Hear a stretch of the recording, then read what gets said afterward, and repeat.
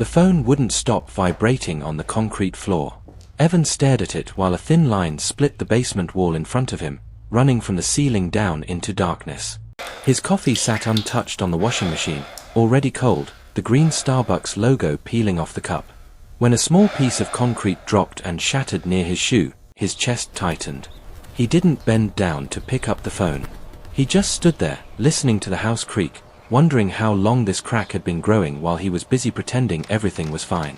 Evan lived in a quiet suburb outside Columbus, Ohio, the kind of place where every lawn looked trimmed by the same company and porch lights turned on at exactly the same time each night. He bought the house 8 years earlier, back when his job felt stable and his marriage still existed in future tense. Back then, the basement was just extra space. Storage. Old holiday boxes. A treadmill he promised himself he'd use.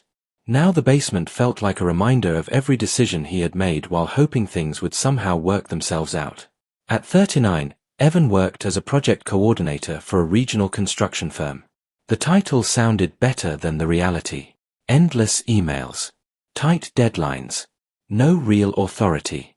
When budgets were cut last year, his hours stayed the same, but his bonuses disappeared. No one ever said the word layoffs, but it hovered in every meeting like humidity. After the divorce, the house became both comfort and burden. Selling it would mean admitting defeat. Keeping it meant juggling mortgage payments that no longer felt reasonable. Evan told people he liked the quiet. That he enjoyed having space to himself. The truth was quieter. He didn't know where else he would go. That morning started like most others. He woke up before his alarm, scrolled through news he wouldn't remember, and stood in the kitchen staring at a sink with one plate in it. He noticed a faint smell in the basement while folding laundry. Damp. Metallic. He told himself it was nothing. Old houses made old house smells. Then he saw the crack. It wasn't hairline. It wasn't subtle. It was wide enough to slide a finger into, jagged and uneven, like something inside the wall had pushed outward. Evan crouched down, palms pressed to his knees, trying to remember if it had always been there. Memory failed him in the way it often did lately. He grabbed his phone and took a picture, then another, angling the flashlight. The beam disappeared into a hollow space that shouldn't have existed. That's when his phone started vibrating. His sister. Again. He ignored it. Evan sat on the bottom step and let his head fall forward. His chest felt tight, not sharp, just heavy. The house above him creaked as someone down the street slammed a car door. Life continued. He stayed still. This wasn't just a crack. This was money he didn't have. Time he couldn't afford. Another problem stacking itself on top of everything else he'd been postponing. His sister, Marissa, had been asking him for weeks if he was doing okay. She lived in Chicago, had 2 kids and a busy job, and still found time to check in. Evan always replied with a thumbs up or a short yeah. Explaining things felt like work. Like opening a box that would take hours to repack. He finally answered on the 3rd call. "You okay?" she asked, skipping any greeting. "Yeah," he said automatically, then stopped. The word felt wrong. "I found something in the basement." Silence stretched on the line. What kind of something? A crack. Big one. Marissa exhaled slowly. "You need someone to look at that." "I know. You've been saying I know a lot lately." Evan stared at the wall. The crack looked darker now, like it had depth. Like it wasn't done moving. "I just can't deal with it today." There was no judgment in her voice when she replied. Just concern. "You don't have to deal with everything today. Just one thing." After they hung up, Evan stayed in the basement longer than he meant to. He thought about how the house once felt like proof that he was doing life right. A stable job. A shared future. Weekend plans that extended further than Sunday night. Now it felt like a quiet witness to everything that fell apart slowly, without drama. No shouting matches. No big betrayals. Just distance, exhaustion, and the realization that love doesn't survive neglect any better than foundations do. He thought about calling a contractor, then about the cost. He thought about ignoring it and how that usually ended. The crack didn't care what he decided. It existed either way. When Evan finally went upstairs, the afternoon light filtered through the living room blinds, dust floating in the air. The house looked normal from above. Safe. Still. That almost made it worse. He sat on the couch and opened his email, trying to focus on work. The words blurred together. His phone buzzed again. Not Marissa this time. A neighbor he barely knew, texting about a package left on Evan's porch by mistake. Evan stared at the message, then typed back a simple thanks. His thumb hovered over the screen longer than necessary. The crack in the basement wasn't just in the house. It was in the life he had been holding together by pretending nothing underneath mattered. And for the first time in a long while, he couldn't pretend anymore. Evan didn't call a contractor right away. He told himself he needed time to think, but really he was just buying a few more days where the problem stayed contained in the basement and not in his bank account. He went to work, answered emails, sat through meetings where people talked about timelines and deliverables as if nothing fragile held everything up. On Wednesday morning, his car wouldn't start. He sat behind the wheel longer than necessary, hands resting on the steering wheel, phone balanced on his thigh. The dashboard lights flickered and died. Outside, the street looked exactly the same as it always did. Kids waiting for the school bus. A jogger passing with earbuds in. Life continuing on schedule. Evan sighed and texted his manager that he'd be late. Then he called roadside assistance. The automated voice told him the wait would be 45 minutes. He got out of the car and sat on the front steps, the concrete cold even through his jeans. That's when his neighbor came over. Her name was Linda. Late 50s, maybe early 60s. Short grey hair, always pulled back. Evan had seen her plenty of times but never really talked to her beyond nodding hellos. She held a mug in both hands like it was warming more than just her fingers. Car trouble, she asked. Yeah, Evan said. Battery, I think. She nodded, like she'd expected that answer. Happened to me last winter. Want some coffee while you wait? Evan almost said no out of habit. Almost. Instead, he stood and followed her across the small gap between their houses. Linda's kitchen smelled like toast and brewed coffee, not fancy, just familiar. A radio played softly on the counter, some morning talk show discussing weather. Evan sat at the table while she poured coffee into a plain white mug and slid it toward him.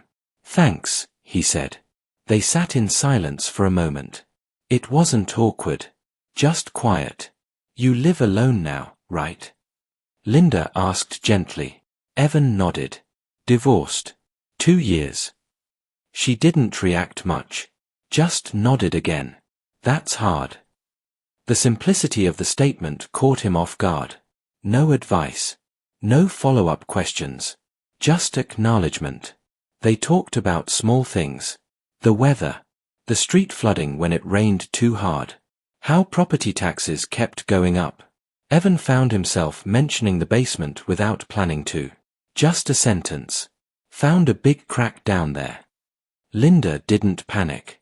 Old houses like to remind you they're alive, she said. Doesn't always mean disaster. Sometimes it just means attention. She told him her husband used to ignore things like that. How small problems turned into bigger ones because no one wanted to look too closely. He passed away 5 years ago. Heart issue. She said it plainly, the way people do after time has taken the sharpest edges off the pain. What did you do after? Evan asked, surprising himself. Linda shrugged. I learned to ask for help sooner. And I learned that pretending you're fine is exhausting. The roadside truck arrived a few minutes later. Evan thanked her and walked back home with his mug still warm in his hands. The car started easily after the jump, but Evan didn't feel rushed to leave. Something about the conversation lingered. That evening, he went down to the basement again. This time, he brought a flashlight and a tape measure. The crack hadn't grown, but it looked the same. Unforgiving. Honest. He called a local structural inspection company and left a voicemail. His voice sounded steadier than he felt. Later that night, while sorting through paperwork in a drawer, Evan found an old envelope. Inside was a USB drive. He recognized it instantly. It was labeled in his ex-wife's handwriting. Voicemails, don't lose. Curiosity outweighed hesitation. He plugged it into his laptop. Most of the files were from years ago. Messages from family, friends. One from his dad, who'd passed away before Evan bought the house. He listened to that one twice. Then he found one from his ex-wife, recorded late at night during a work trip years earlier. Her voice sounded tired but warm. "Hey," she said. "Just wanted to say I miss you. I know we've both been busy. We'll figure it out." Evan closed the laptop slowly. It wasn't regret that hit him. Not exactly. It was the realization that problems don't appear suddenly. They form quietly, when people stop paying attention. When they assume time will fix what effort avoids. The inspector came 2 days later. A calm guy in his 40s with scuffed boots and a tablet. He spent an hour measuring, tapping, shining lights into the crack. "There's an old access space under here," the inspector said finally. "Not dangerous by itself, but water's been getting in for years. Eroded the support. Needs repair." Evan waited for the number, bracing himself. It was high. Not impossible, but close. That night, Evan sat on the couch and stared at the wall. He thought about Linda's coffee, his sister's voice, the voicemail he hadn't known he needed to hear again. Change didn't feel exciting. It felt uncomfortable. It felt expensive. It felt like admitting that ignoring things hadn't protected him. It had only delayed the cost. He texted Linda to thank her again. She replied with a simple smiley face and anytime. Evan didn't feel fixed. He didn't feel optimistic in a dramatic way. But something had shifted. A small opening. Like the first time you stop holding your breath without realizing you were doing it. The house still needed work. So did he. But for the first time in a while, he wasn't facing it completely alone. The estimate sat on Evan's kitchen counter for 3 days. He didn't move it. Didn't fold it. Didn't slide it into a drawer. Every time he walked past, he felt it without looking, like a presence. The number printed in bold at the bottom stayed in his head even when he was at work, even when he was brushing his teeth, even when he woke up at 3 in the morning for no clear reason. At work, Evan found himself staring at his screen, rereading the same email without absorbing it. People talked around him in the open office, their voices blending into background noise. Someone laughed near the coffee machine. Another person complained about traffic. Normal sounds. Normal days. Evan felt like he was watching from behind glass. He kept doing the math in his head. Savings minus repairs minus monthly bills. There wasn't much room for error. One unexpected problem, one job cut, one bad month, and the balance tipped. On Friday afternoon, his manager called him into a small conference room. The door clicked shut behind them, and Evan's stomach tightened instantly. "We're not laying anyone off," his manager said quickly, almost like he'd read Evan's mind. "But we need to talk about next quarter." Evan nodded, gripping the edge of the table. The conversation was careful. Corporate. Uncertain. Budgets were tight. Projects were delayed. Everyone needed to stay flexible. When Evan left the room, he felt the same way he always did after those talks. Relieved nothing had happened, and exhausted knowing something still could. That night, Evan stood in the basement again, flashlight cutting across concrete and shadow. He noticed things he hadn't before. Old water lines. Discoloration along the wall. Signs of slow damage. Years of small neglect adding up quietly. He sat on the cold floor with his back against the wall and let his head rest there. He didn't cry. He didn't panic. He just felt tired in a way that went deeper than lack of sleep. He thought about the marriage. Not the ending, but the middle. The evenings where both of them sat on the couch scrolling on their phones, telling themselves it was just a phase. The conversations they postponed because they were too drained to talk honestly. The way they assumed they had time. He'd done the same thing with the house. With his career. With himself. Evan realized something uncomfortable in that moment. He wasn't overwhelmed because of the crack. He was overwhelmed because he had spent years avoiding decisions, and now they were all arriving at once, asking to be acknowledged. His phone buzzed. A text from Marissa. Checking in. "How are you really?" He stared at the message longer than he meant to. His fingers hovered, then moved. "Not great," he typed. "Kind of scared, actually." The reply came quickly. "Thank you for telling me. Want to talk?" They talked for almost an hour. About money. About the house. About how lonely it felt to carry everything quietly. Marissa didn't offer solutions right away. She listened. She let pauses happen. When she did speak, it wasn't dramatic. "You don't have to solve your whole life this month," she said. "You just have to stop pretending you don't need help." After the call, Evan sat alone in the living room, lights off, streetlight glow spilling through the window. He felt exposed, but lighter. Like admitting fear hadn't made it stronger. The next morning, he met Linda outside while taking out the trash. She noticed his tired face immediately. "Long week?" she asked. "Yeah," Evan said. Then, without planning to, "I'm not sure I can afford the repairs." Linda didn't rush to respond. "Can you afford not to?" she asked gently. The question landed heavier than he expected. Later that day, Evan opened his budget spreadsheet and really looked at it. No minimizing. No wishful thinking. He called his bank and asked about refinancing options. He hated making the call, hated explaining his situation to a stranger, but he did it anyway. That evening, he emailed the repair company and asked to schedule the work. He felt nauseous after hitting send. His hands shook slightly. It felt like jumping without knowing exactly where he'd land. But something else happened too. He felt honest. The breaking point wasn't loud. There was no dramatic argument or sudden collapse. It was quiet. A slow understanding that avoidance had cost him more than effort ever would. Standing in the basement one last time before the work began, Evan ran his hand along the cracked wall. The house wasn't failing him. It was showing him the truth. You can ignore what's beneath you for only so long. And now, he was finally ready to look at it. The repair work took 3 weeks. Every morning, Evan woke up to the sound of a truck pulling into the driveway and boots moving across concrete. The basement filled with the steady noise of drilling, water pumps, and voices talking through problems in a calm, practiced way. It wasn't chaos. It was controlled. Methodical. That surprised him. He worked from home more often during that time, laptop open at the dining table, headphones on, trying to focus while knowing strangers were beneath his feet.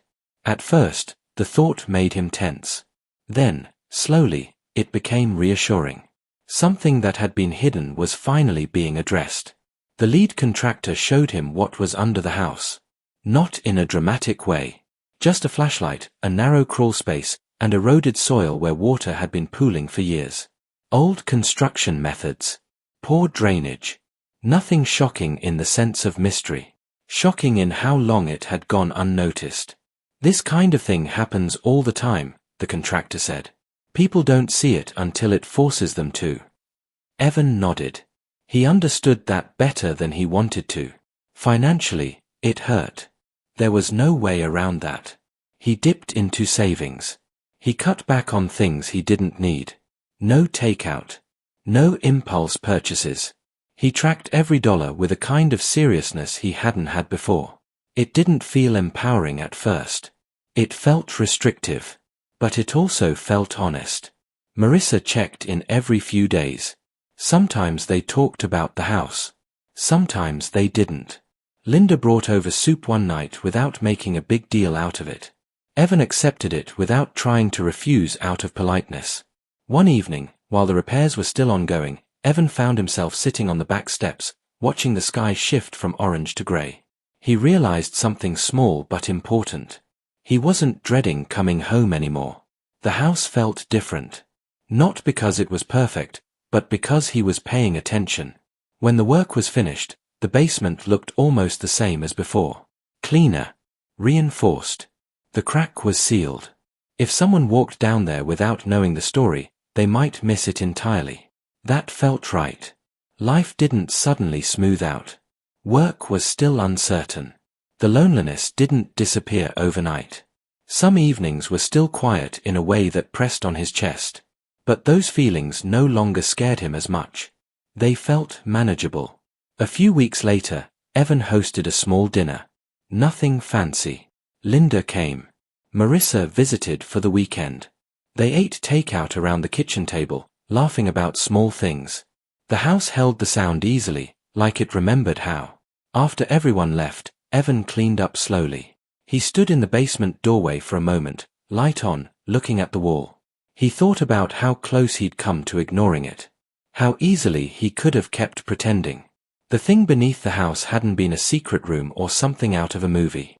It had been neglect. Time. Small problems that grow when no one looks at them. And beneath that, something else. The truth that fixing things doesn't make you weak. Admitting you need help doesn't erase your independence. It strengthens it. Evan turned off the basement light and went upstairs. He sat on the couch, phone in his hand, and opened a message draft he'd been avoiding. Not a dramatic apology. Not a long explanation. Just an honest check-in to someone he'd drifted from.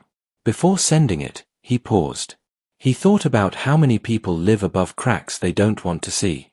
How many wait until the noise becomes too loud to ignore. How many think they're failing when really, they're just overdue for attention. He sent the message. The house settled around him, quiet and solid. Not perfect. Not finished. But standing. And Evan understood something clearly now. You don't fix a life all at once. You fix what's underneath. One honest step at a time. If this story connected with you, share it. And if you've ever discovered a crack you couldn't ignore anymore, you're not alone.